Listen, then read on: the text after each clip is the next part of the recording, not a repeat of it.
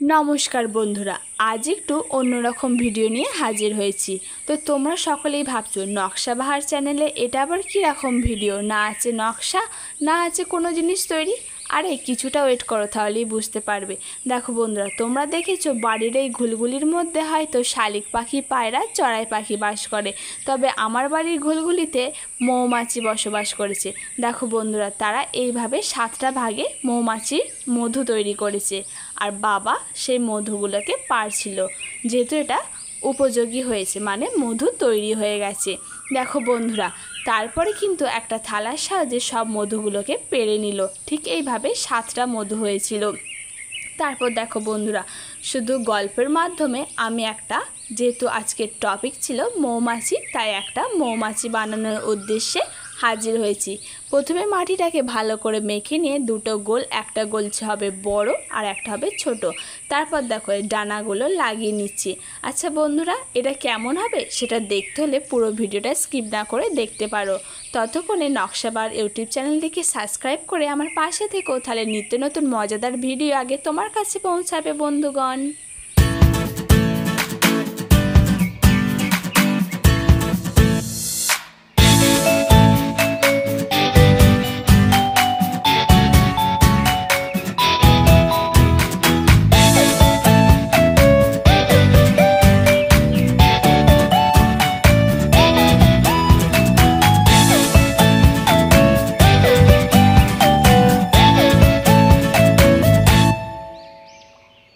দেখো বন্ধুরা, মধু পাড়ার পর্ব শেষ হওয়ার পরে মধু এবার কিভাবে খাবো, সেটাকে তো এই পুরো টাইম করে খাওয়া যায় না, তাই মধুটাকে বের করে নিচ্ছে।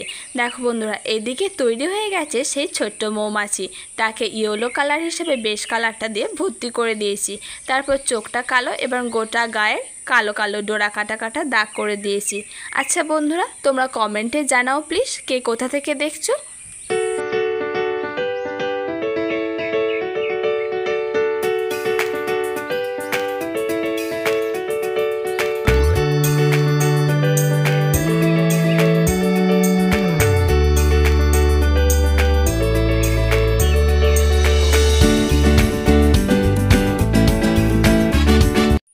আর এইদিকে দেখো বন্ধুরা, যেমনি মৌমাছিটা তৈরি হয়ে গেছে অমনি আমার হাতে একটা কামড় বসিয়ে দিল।